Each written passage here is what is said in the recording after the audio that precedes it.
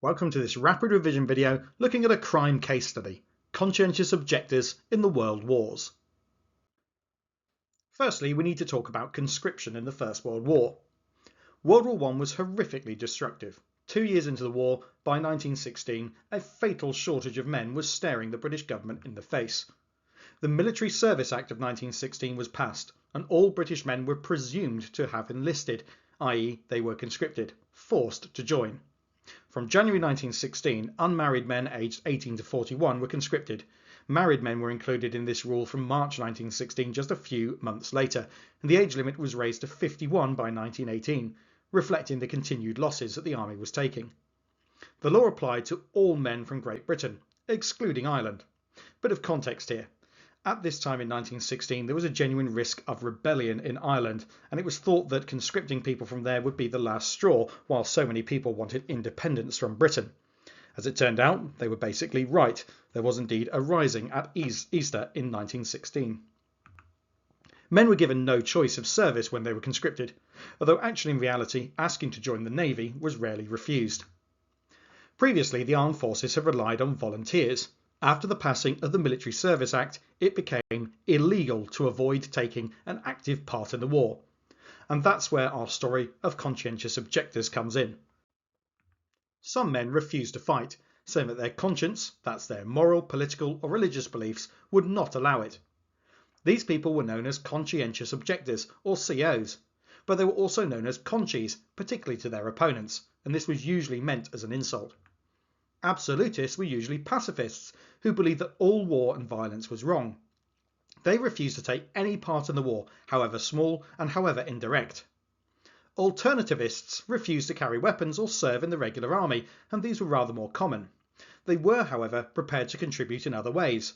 They might serve in the non-combatant corps in support roles, or face great danger as stretcher bearers carrying the wounded off the battlefield. Both of the above were typically treated with contempt by many members of the public and by members of the frontline armed forces alike. Declaring oneself to be a conscientious objector was not always straightforward. Uniquely compared to other European powers, Britain actually did allow conscientious objectors under the Military Service Act. It wasn't necessarily illegal. About 16,500 men asked to be exempted from military service under the Conscience Clause of the Military Service Act. To do this, they had to appear in a tribunal to test their case. Tribunals were held locally. This meant that they could be inconsistent, with some more sympathetic than others. They could also be humiliating. Some tribunals deliberately tried to humiliate conscientious objectors, even where they approved their exemption. They were also potentially hypocritical. Most officials were clear about demanding others took part in the fighting, even though they were exempt, usually through old age. After the tribunals, the men's fate was as follows. 3,000 men served in the Non-Combatant Corps, or NCC. This was part of the army, but it was involved in support and building work, and the men were unarmed and not expected to fight. 3,000 did medical and ambulance work, for example as stretcher bearers. 4,000 accepted building work from the Pearson Committee, in charge of giving them jobs. Another 3,750 did this after being threatened with prison.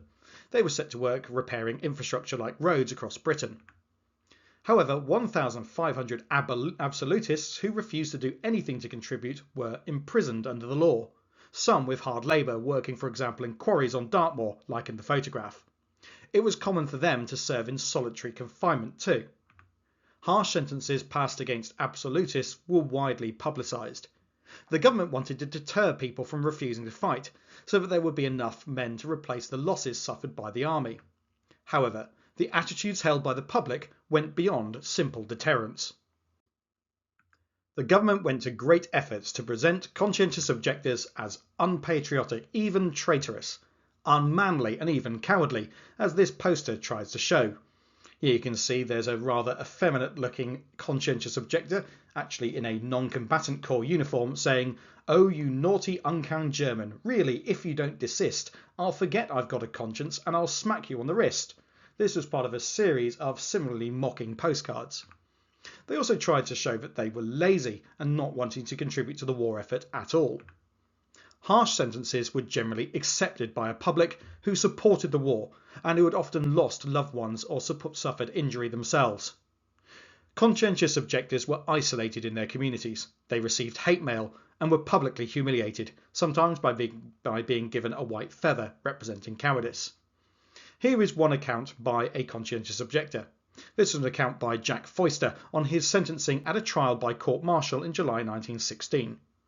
He says, "I was brought from the cell to the office and stood at attention in front of a table at which 3 officers were seated. The one in the centre lectured me quietly but firmly on the sin of disobeying orders on active service.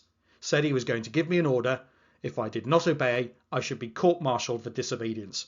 A court-martial, by the way, being a military court. The punishment for which could be the sentence of death. There was a soldier standing to attention in the same office. The order given me was to fall in behind this soldier for drill. "Right turn, quick march," came the order. There was no response. The greatest strain that I ever experienced was when that order was given, because I knew it was the final point and I was the first one to be given the order, and my mind went quickly round. Will the others do what I'm going to do? But it was all in a flash, you see. I didn't have minutes to think about it, a couple of seconds.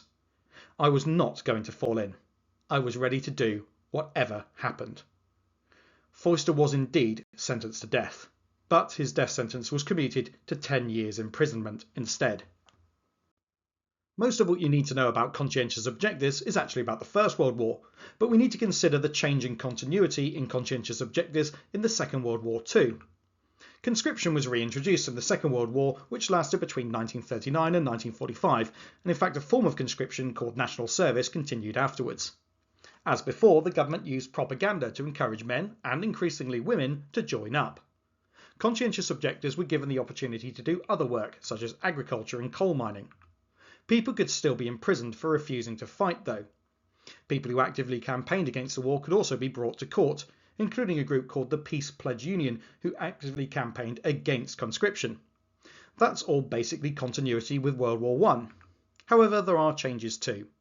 The Peace Pledge Union court case was thrown out by the judge.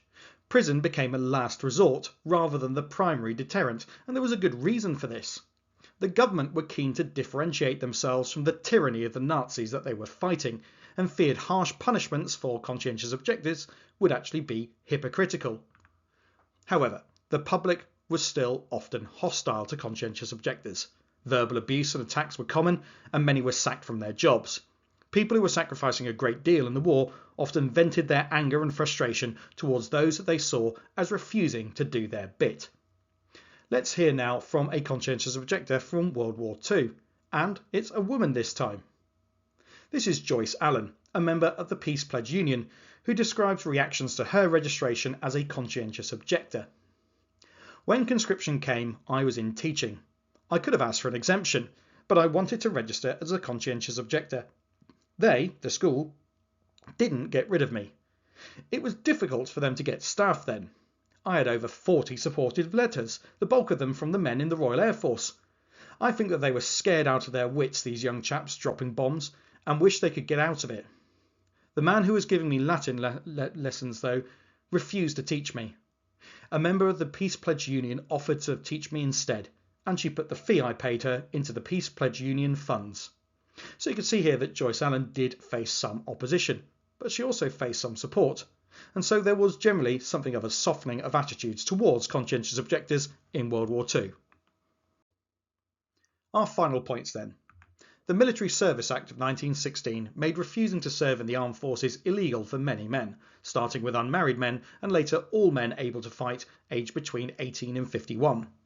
Despite this, the Conscience Clause allowed men to apply for an exemption on conscience grounds, that means moral, political or religious reasons.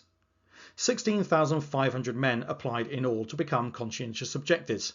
Some were absolutists who refused to take part in any part of the war, but most were alternativists who agreed to work in support or medical roles. Conscientious objectors had to face a public tribunal, which is often humiliating and unfair. About 1,500 absolutists were imprisoned, many in solitary confinement or with hard labour, or sometimes both. The government wanted to deter conscientious objectors. They gave harsh punishments and publicised propaganda portraying conscientious objectors as cowardly and unpatriotic. Public attitudes were frequently hostile towards conscientious objectors. In the Second World War, though, official attitudes were more lenient, as the government wanted to emphasise their difference from the dictatorships that the country was fighting. This said, many public attitudes remained very hostile. And that's the end of this rapid revision video. I hope it's been useful to you. If it has, please do like the video and subscribe to the channel for more. Thanks very much for watching, and I'll speak to you again soon. Goodbye.